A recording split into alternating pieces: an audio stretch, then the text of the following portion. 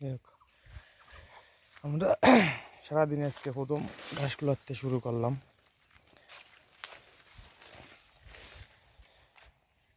ওষুধ দেওয়ার পর গাছের গ্রোথ বৃদ্ধি পেয়েছে, এটা বোঝা যাচ্ছে। এমনই এক চাষ, এখানে কোনোটায় সার ওষুধ বা কোনোটায় কম হইলে ভালো হবে না। যেমন ধান চাষ করা হয় অবিকল, এইভাবেই চাষ করতে হয় ঘাস। দেখ আমার এইটাতে আর মনে হয় 5-7 দিন, তো করলাম 15 দিনের মনে হয় 10 দিন, আর এই যে 10 দিন আর কাটতে পারবো। আর এই পাশে যে আমার গাছ,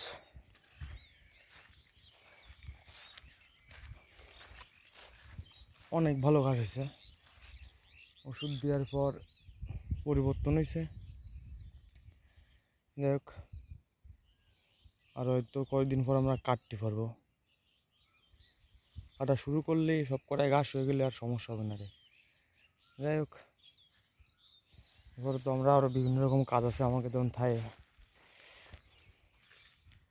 দেখা যাক তারপরে কি তোমাদের কি করি আমরা।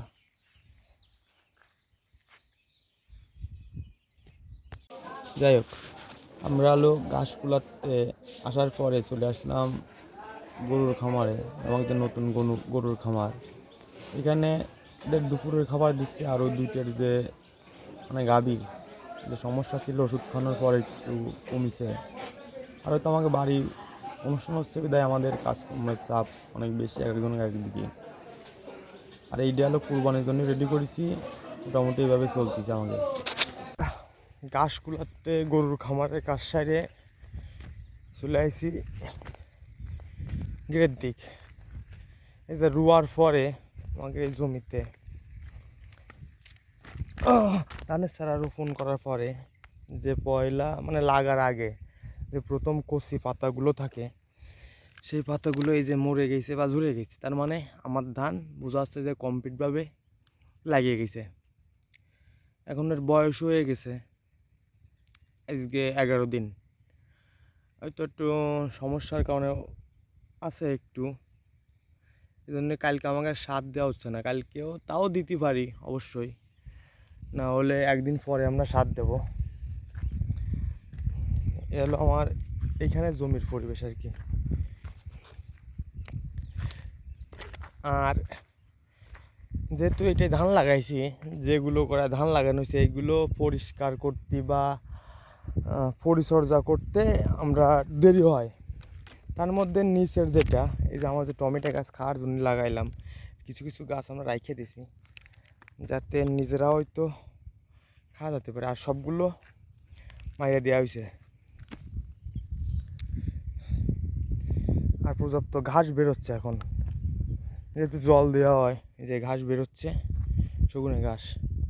দেখ এইভাবে আমাকে চলতে হয় কাজকর্ম দিনের পর দিন, কী করা যাবে। এই যে আমাদের টমেটো গাছ মোটামুটি এগুলো আছে। আর ওই পাশে আমরা কাইটে দিচ্ছি ঘাসের জন্য, যেহেতু আমাদের ঘাসের একটু সমস্যায় করছি আমরা। ওই যে বক পাখি উড়ে যায়। আমরা এই মাঝেরটা মানে এই যেটা এইটা আমরা হয়তো আর 10 দিন পর হয়তো এরকম মেশিন বসাবো, এরকম কোনো পদক্ষেপ আমাদের। দেখা যাক দেখি কী হয়। দেখ আমাকে যে ঘাসের কথা আমরা বলছিলাম, যে আমাকে যেহেতু ঘাস শর্ট, আমাদের নিজের ভেরিতে এই গাছগুলো হয়। যাদের ভেরি আছে তাদের প্রত্যেকেরই ভেরিতে এই গাছগুলো হয়। বা যদি গরু আমার মতন কোনো নতুন খামারি থাকে, তাহলে এই গাছগুলো পর্যাপ্ত পরিমাণ পুষ্টি, ক্যালসিয়াম সব দিক দেয়। আমাদের এলাকার যারা 2টা-1টা গরু যাদের ভেরি আছে, তারা প্রত্যেকে এই ঘাস খাওয়ায়, গরু বসে 6-7টা। যাই আমার যে জায়গা, হয়তো আমার এই ঘাস যদি অন্য কেউ না কেটে নিয়ে যায় তাহলে হয়তো আমার কোনো সমস্যা নেই, কিন্তু যে মানুষ যে আমাকে পাড়া দিয়ে কেটে নিয়ে যায়, এই জন্যই সমস্যা। যাই হোক, এই ঘাসগুলো মনে হয় খুব ভালো আমাদের কাছে মনে হয়, তাই আমরা এটাই খাওয়াই। আর এই ঘাসের জন্যই জল দিই, সার দিই, তাহলে আরও বেশি ভালো হয়। সব জায়গাতে হয়েছে ঘাস, সমস্যা নেই। আর এই এইখান থেকে মোটামুটি সাইড দিয়ে আড়ালো ওই পাশে একটা আছে। এইভাবে আমাকে সারা দিনের কাজ চলে আর চলতে থাই। নতুন ছোট্ট খামার হিসেবে টুকটাক করে এই বালি আমাদের চলে যায়।